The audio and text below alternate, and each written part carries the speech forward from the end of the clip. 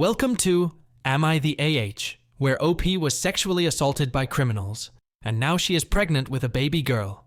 OP's mom wants her to end the pregnancy, but OP is not ready for it, stating that her daughter is the greatest sign of her resilience. The story is packed with emotions and is an epitome of resilience.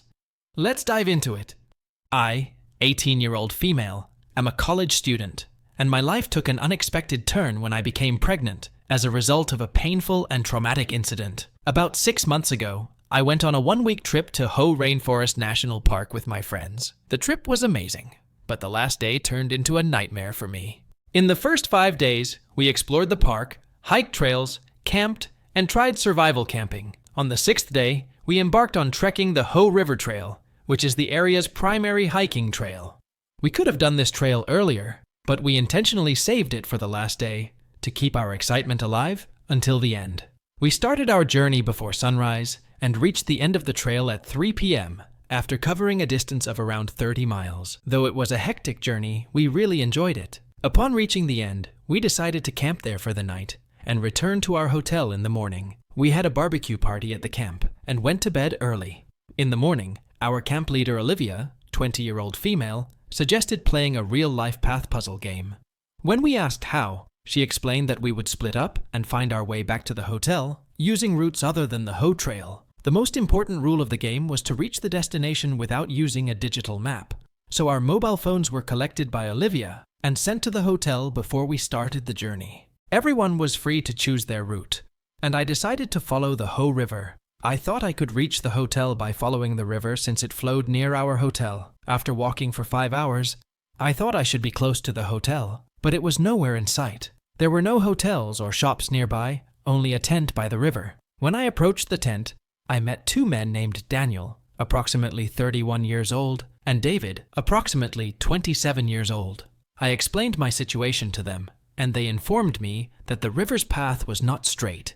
It curved before flowing near my hotel. Due to this curve, I would have to walk an additional 15 kilometers along the riverbank to reach the hotel. This came as a shock to me as it was way past afternoon and time was running out, and I was already exhausted. When I expressed my concerns, they kindly offered to take me with them as they had a room near my hotel.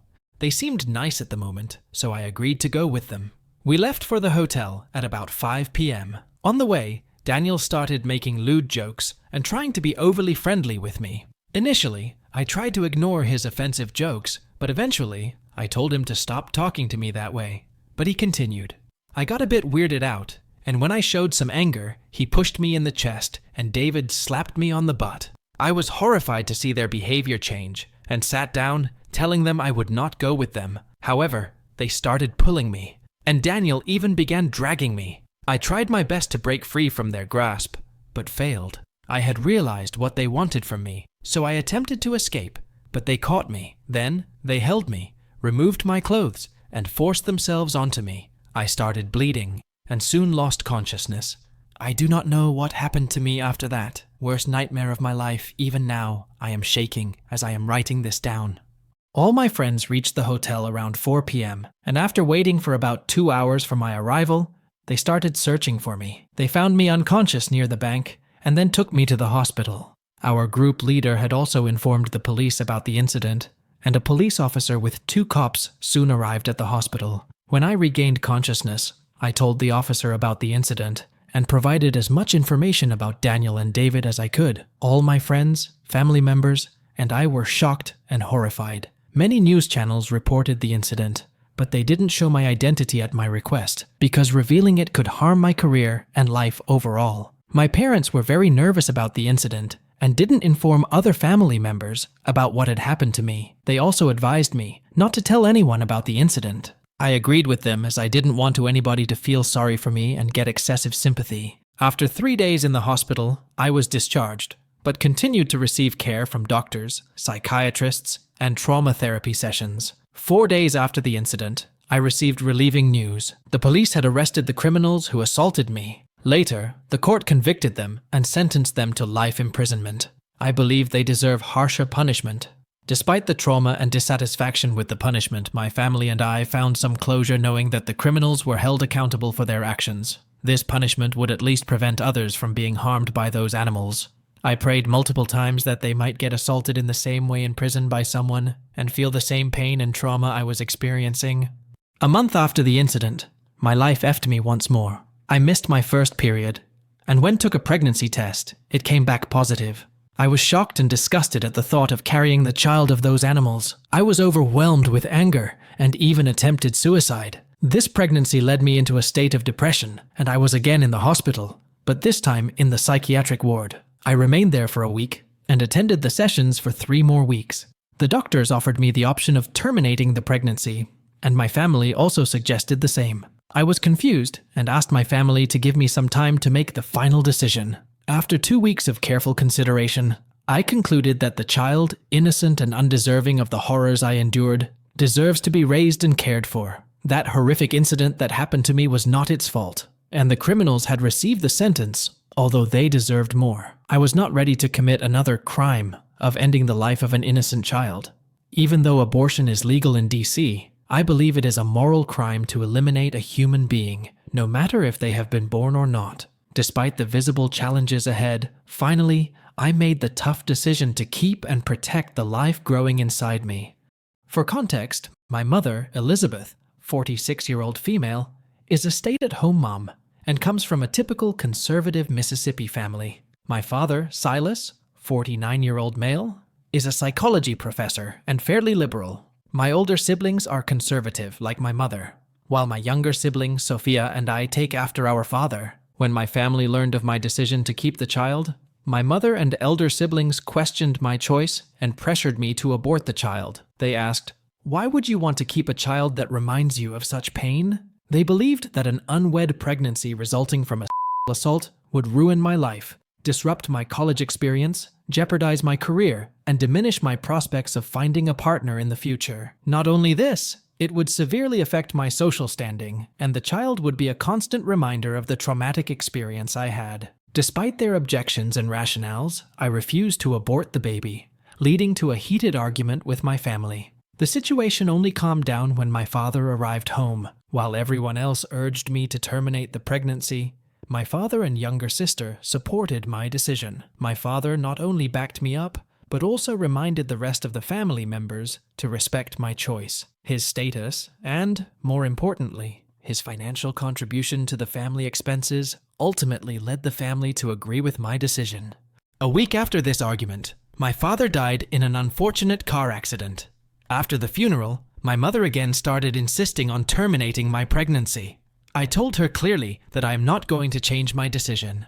I told her that the child symbolized resilience and hope, not pain and trauma. She said, "You are the most foolish girl I have ever seen." I ignored her and retreated to my room. The next day, after consulting with my siblings, my mom came to me and told me that she didn't want a bastard child in the family. She warned that if our relatives back in Mississippi found out about my decision, they would cut all ties with us. She said that she didn't want to sever family ties for a bastard child, who would prove to be a social stigma for the whole family. I was shocked to hear this from my mother. Before that day, I thought my mother was worried about my life and future, but her new stance clearly proved that she was more concerned about maintaining appearances in society than my well-being. I didn't argue with her this time. I remained silent, or perhaps shocked, and told her in one sentence that I would never ever change my decision. Upon hearing this, she left the room and gave me an ultimatum as she was leaving. Terminate the pregnancy or leave us forever. I didn't take a minute to make the decision.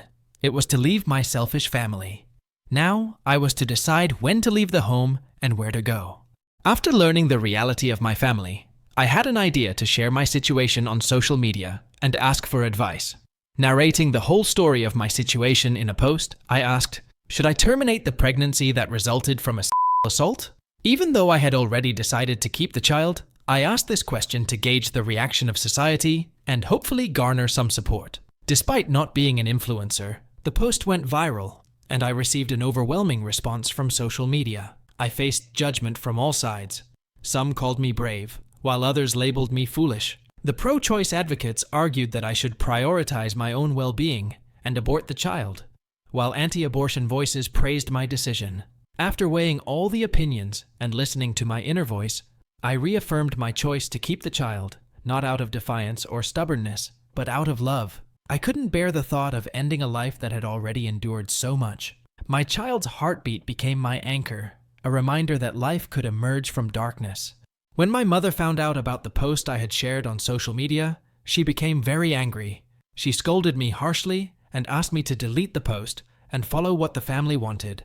When I resisted, she kicked me out of the house. I didn't try to go back home because I had already decided to leave them and knew my family wouldn't accept me with my child.